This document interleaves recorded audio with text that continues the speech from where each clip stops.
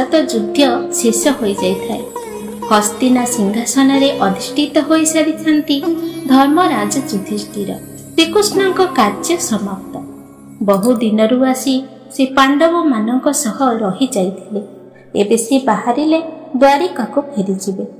से जाई गांधारी, कुंती, द्रौपदी, धृतराष्ट्र, विदुर एवं अन्य मानक ठारू मेलाणी घेनी द्वारिका अभिमुखी तांकर रथ छुटाई देले।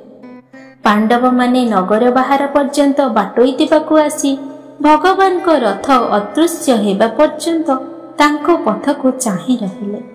हस्तिनारु द्वारका यात्रा पथरे पड़े गोटे विशाल मरु प्रांतर, जहा आधुनिक राजपुताना मरुभूमि रूपे ख्यात।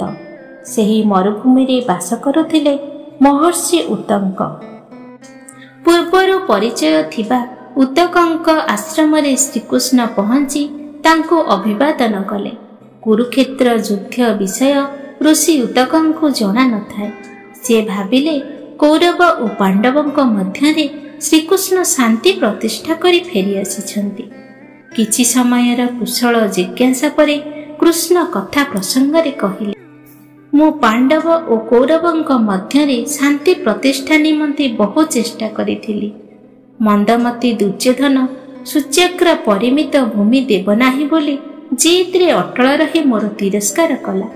एपरिकी गांधारी, धृतराष्ट्र, विदुर आदि काहारींक कथा मध्य से शुणिला नाही। एपरी परिस्थिति रे युद्ध छड़ा अन्य कोनोसी पंथा नथिला। वर्तमान से भयंकर युद्ध शेष हो जाइछि।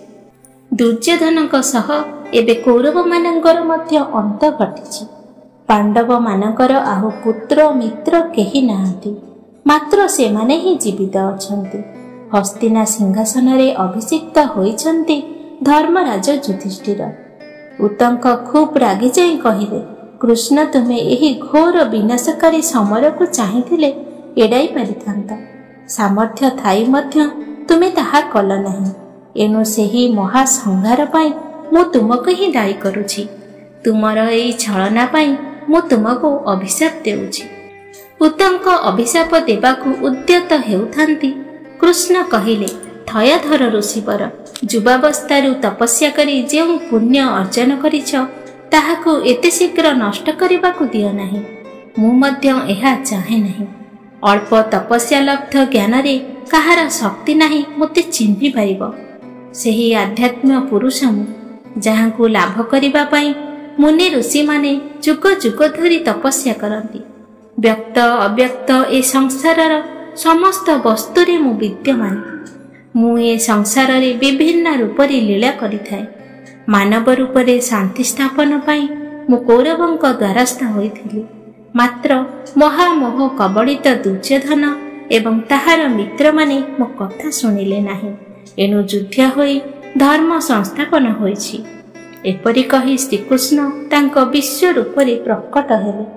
कृष्णक ताड़नारे उतकंक क्रोध शांत होइगला। से हाथ जोड़ी स्तुति कले, हे परम प्रेममय विश्वात्मा, आपणक विश्वरूप दर्शन करी मु धन्य हेले। मु वर्तमान देखि पारुछि आपण समस्त विश्व ब्रह्मांड रे व्यापी रहिछन्ति। आपणको आ मु चिन्हि परिबि नाही। दया करी आपण एबे शांत हुअन्तु।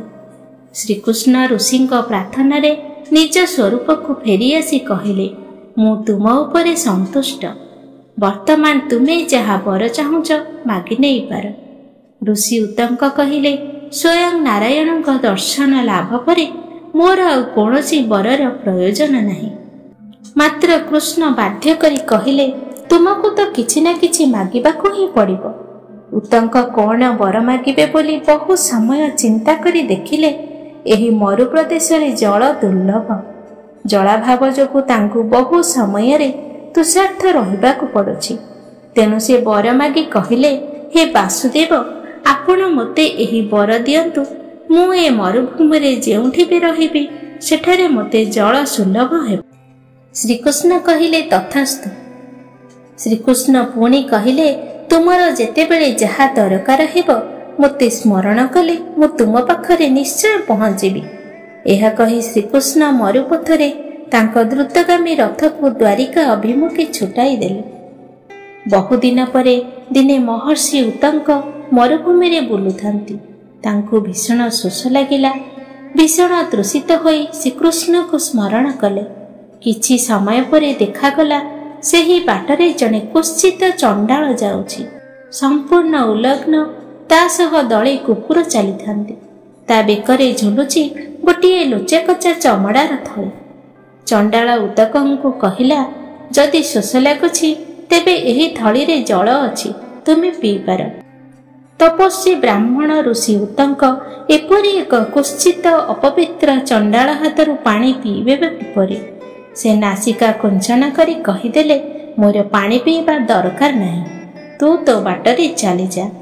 तथापि चंडाल तांकु बहुत अनुरोध करुथाए। ऋषि विरक्त होई ताकु बहु भर्त्सना कलारु से ता बाट धरी चलीगला। परे से भाबिले एहा बोधहुए श्रीकृष्णଙ୍କ लीला।